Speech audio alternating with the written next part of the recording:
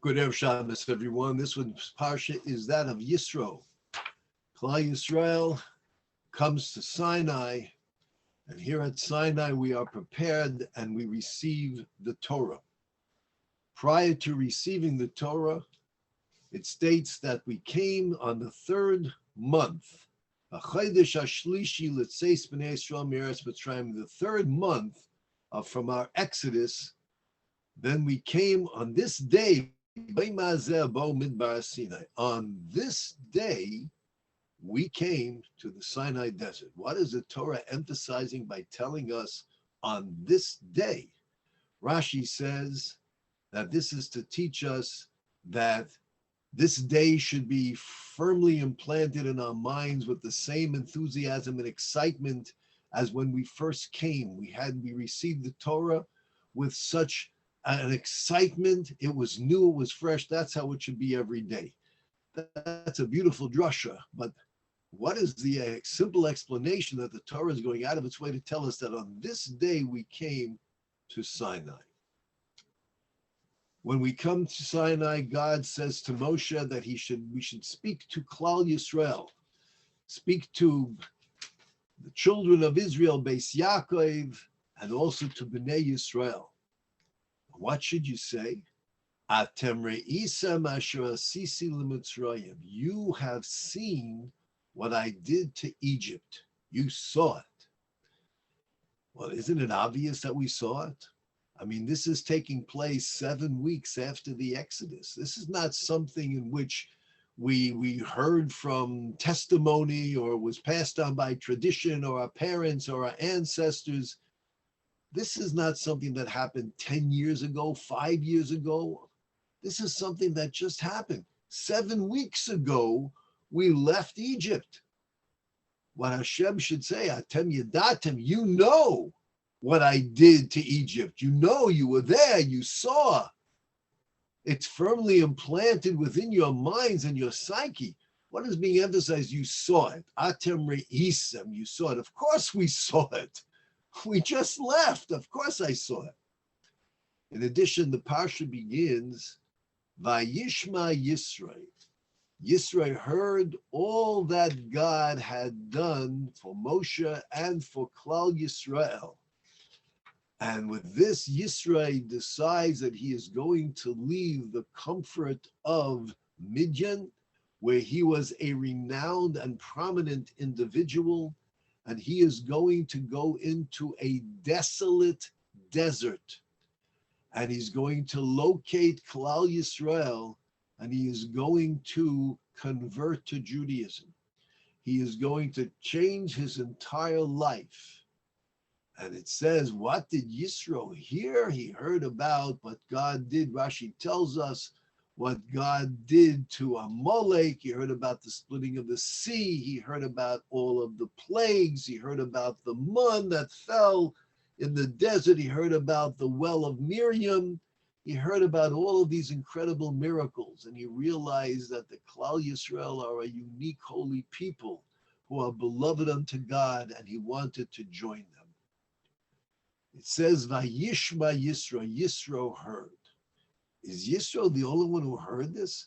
Why does it have to say Vayishma? And Yisro heard what happened. It should say Vayava Yisro, and Yisro came. Why did he come? Because of all the miracles. Yisro wasn't the only one who heard these miracles. In the Shira, after the splitting of the sea, they say, Shamu Amim Yirgozim, nations, the nations of the world, they all heard about the miracles that took place, the plagues in Egypt. They all heard about the splitting of the sea. Those living in Peloshes, the Philistines, they were trembling. They were seized with a fear when they heard of these incredible miracles, the outstretched arm, the strong hand of God intervening on behalf of Klal Yisrael. They all heard. It says, Vayiboku Amoyim, God caused the waters to divide. Rashi tells us, he quotes our sages who say, it wasn't just the waters of the Sea of Reeds that divided, but all the waters in the world divided. Could you imagine this? Every river, every lake, every ocean, it divided. Everyone on the face of the earth knew there was something incredible and remarkable happening over here. They all heard.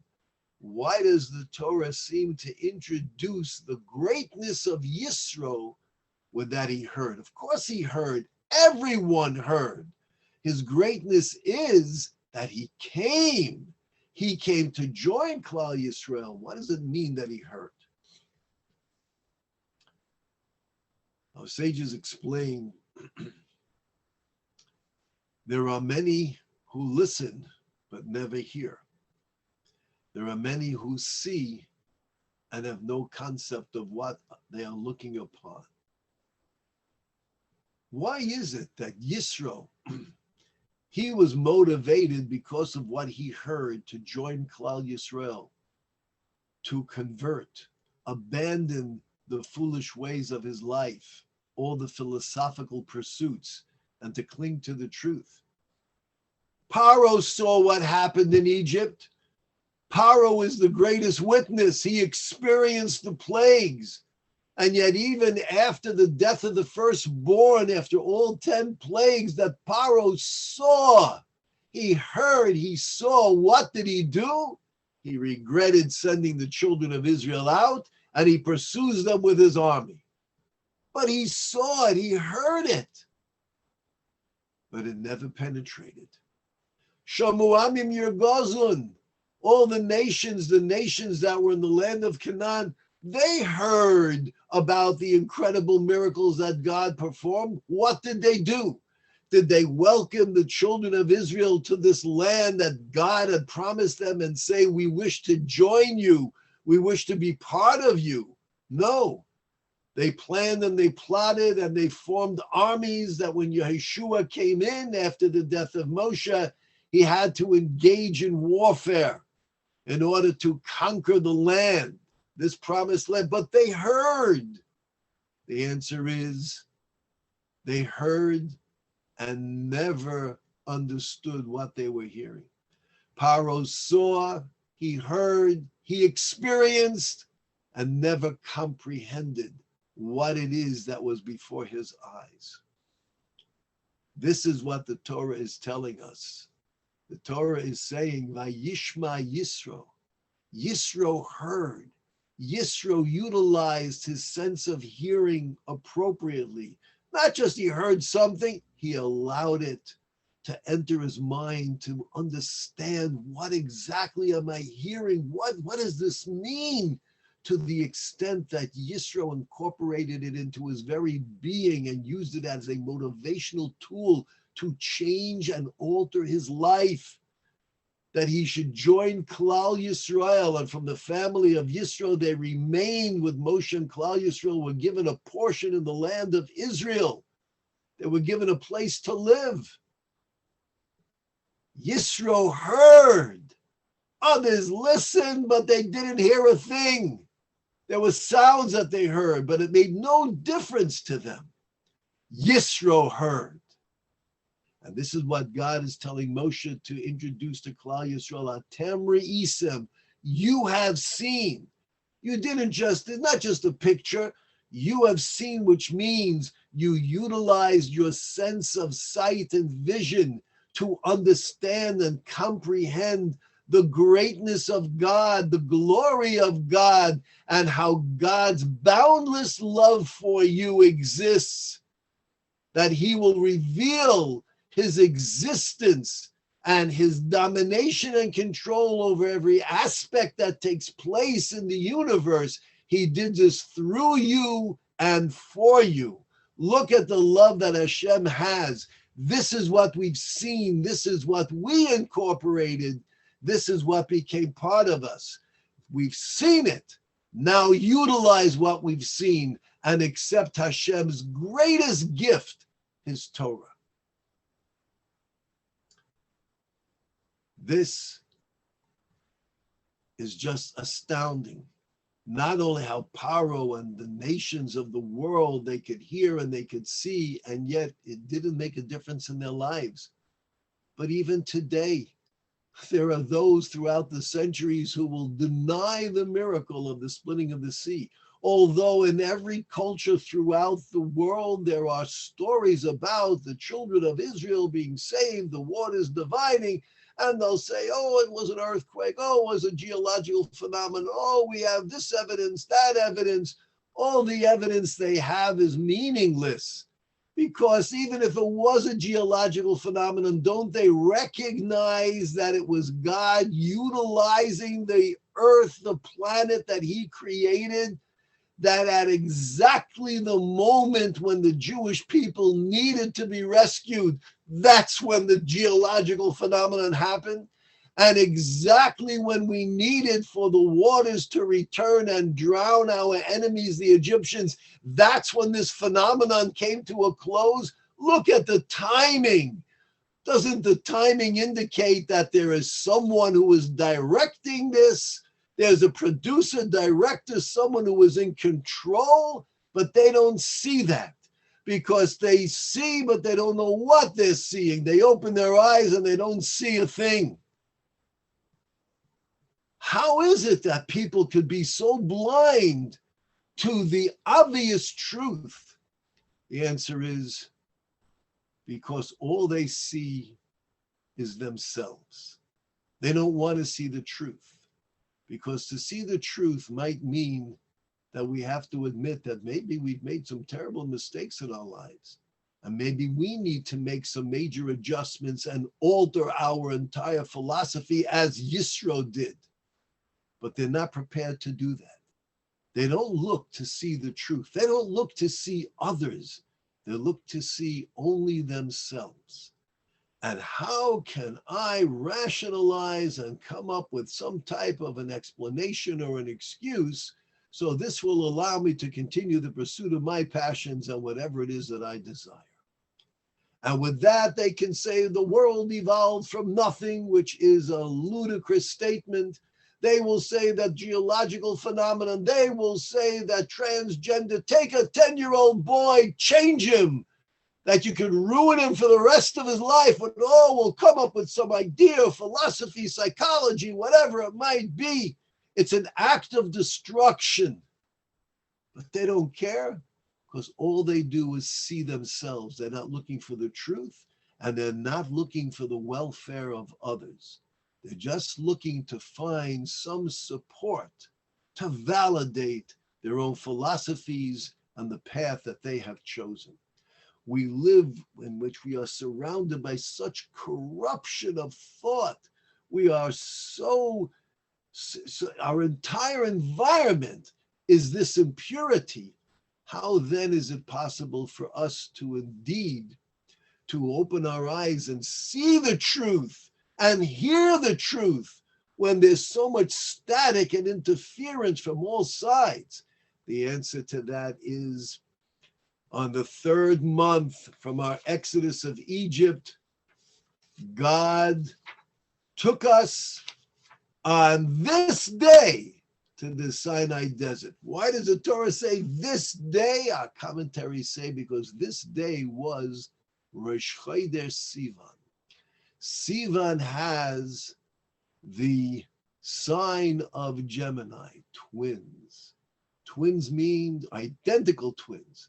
It means when we look at someone else, we see exactly ourselves. We see the same face, the same body, the same mannerisms. We're looking at ourselves. This is what Hashem said to Moshe. I'm bringing the children of Israel on this month so that they will understand and they will be influenced by the properties imbued within this month, the properties of shalom, properties of harmony, existing with peace, coexisting. How do we do that? We do that by being twins. When I see someone else, I should see myself, not a competitor, not somebody else. I should see myself. And if I want something for my own benefit, I should want the benefit for another human being also. Seeing a human being not as just another creation, an animal, but seeing another human being as part of myself, an extension. This is a tselem Elokim. This is someone created in the image of God, they translate. This is a godly human being. And this is someone that I have a connection with, that I need. Not just I'm connected to help. I need that person. I need all the people I interact with. If we have this view, we're seeing something totally different. We're now seeing the truth. I'm not seeing some other person. I'm seeing God's children, God's creation. I'm seeing someone that I can function with to achieve my goal and my mission. If we have this perspective, this enables us to filter out all the interference and put aside our ego and put aside what we think is in my best interest. How do I know what the truth is? Open my eyes, open my ears, see not what I want to see what the truth is, see the spiritual, see the Tselem Elokim, see God's creations in another person, in everything around us. See the godliness and the existence of God in our environment.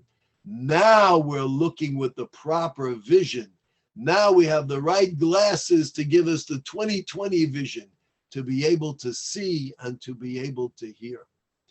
It's just astounding how there are people who are blind. They keep talking about helping the Palestinians or whoever in Gaza, help them, the poor people in Gaza, and you don't hear a sound about helping the hostages. Where's the Red Cross banging on the door and insisting to come see the hostages? Where do we hear from the United Nations?